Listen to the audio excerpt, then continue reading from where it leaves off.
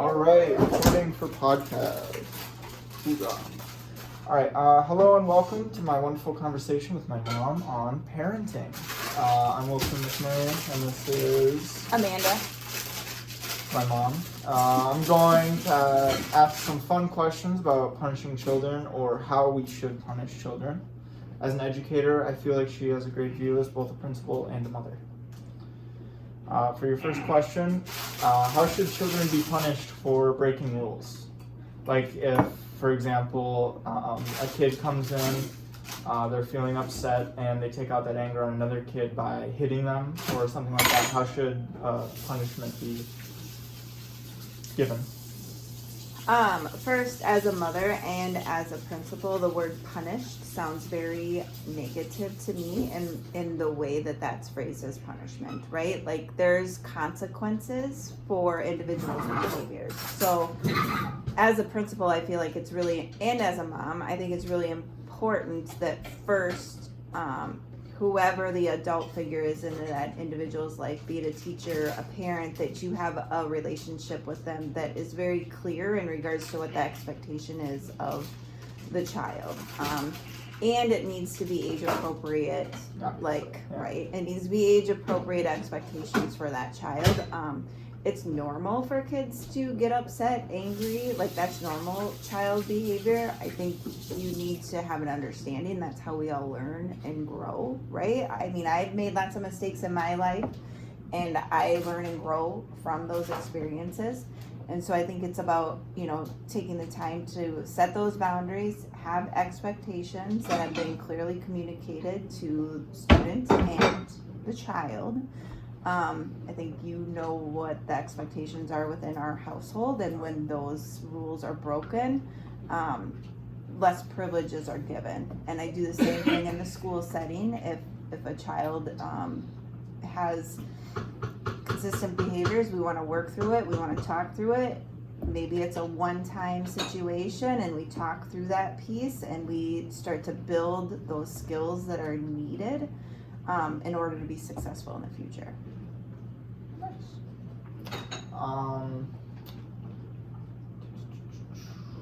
Okay. Do you think people should have a say in how other people raise their children? So like if my neighbor across the street, my neighbor is, I think, doing a bad job as a parent, or I think that they're just unfit to do the job, should I be able to go in and be like, I think you're doing this wrong, here's what, or how should like bad parents be managed? Or I don't know that there are bad parents. Sorry, Wilson, I feel like it's different case by case. Every kid is different, every family is different, cultures are different. My culture as a white woman is different from a culture of Native American, or how their situations care for me.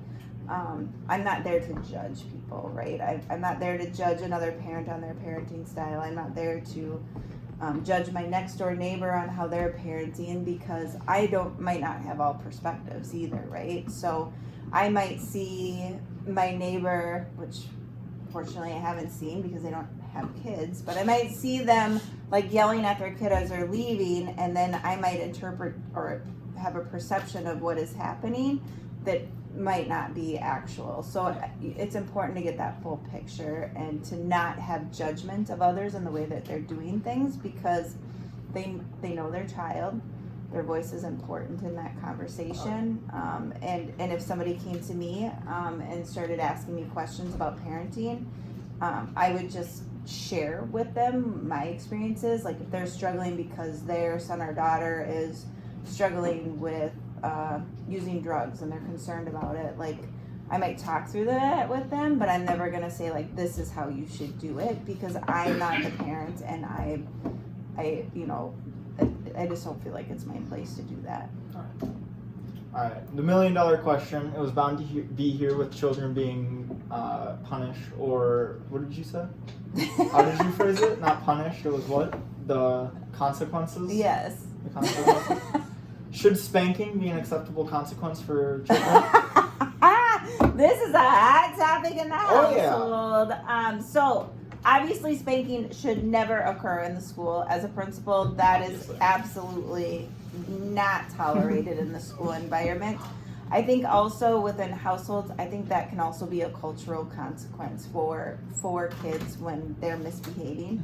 I know personally, and you know too, in our household, that my partner has different feelings about spanking compared to Husband. compared to my own. And so like that's something that the mom and dad or partners need to have a conversation about.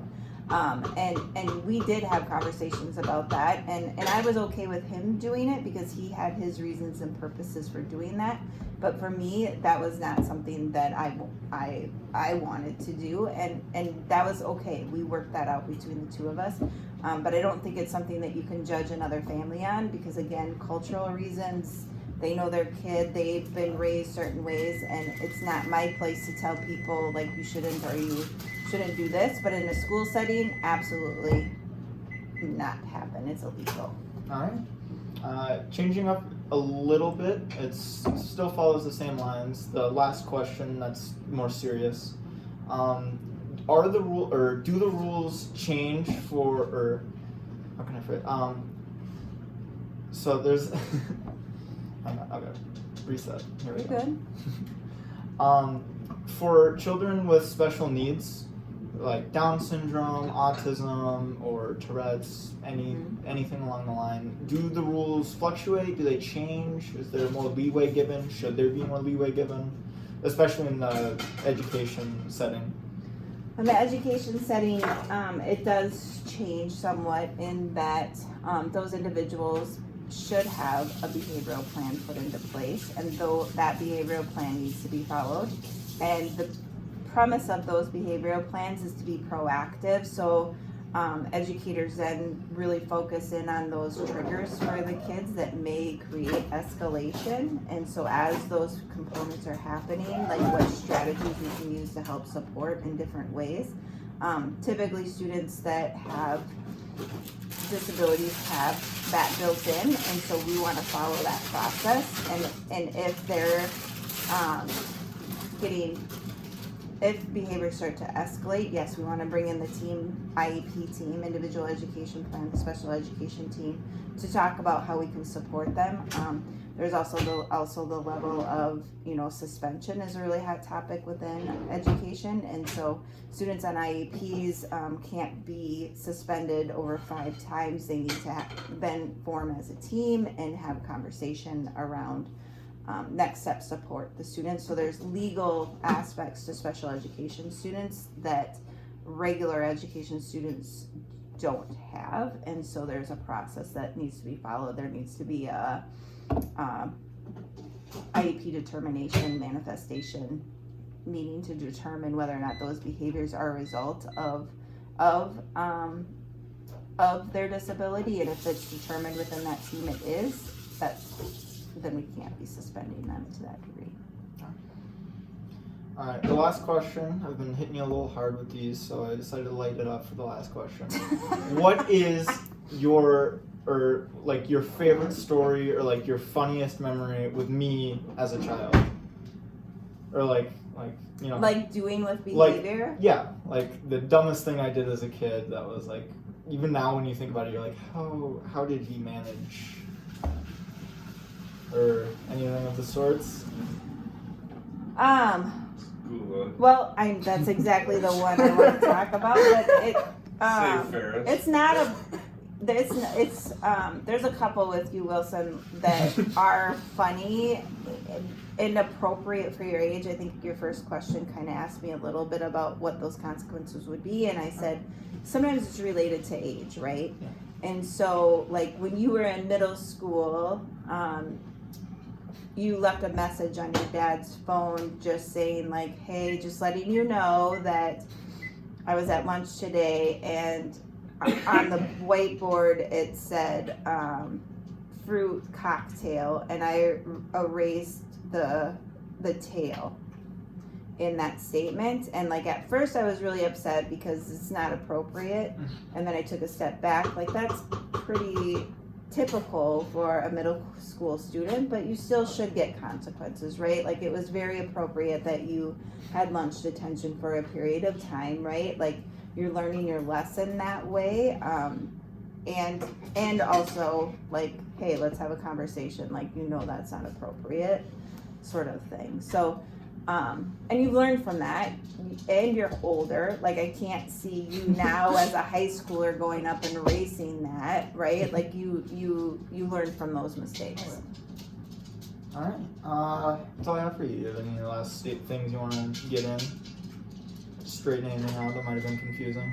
I don't think so. Do you have any questions do you feel like I didn't answer any of your questions that you want me to go deeper into? There was one. It was my last hard hitting question with special education, because it's a hot topic. There's a lot of things about it. Absolutely. So I mean, obviously there is differences Yes. between special education and regular education. Yes. But like, should there be, for like the less extreme examples, for like kids with ADHD, or I'm trying to think of another one. Anxiety is another one that's thrown around there as well. Those Extreme. If that would be an other health disability, so that would fall under that category of OHD. Do I think there should be different consequences? I think there needs to be a set high expectations for the students, similar to a reg ed student.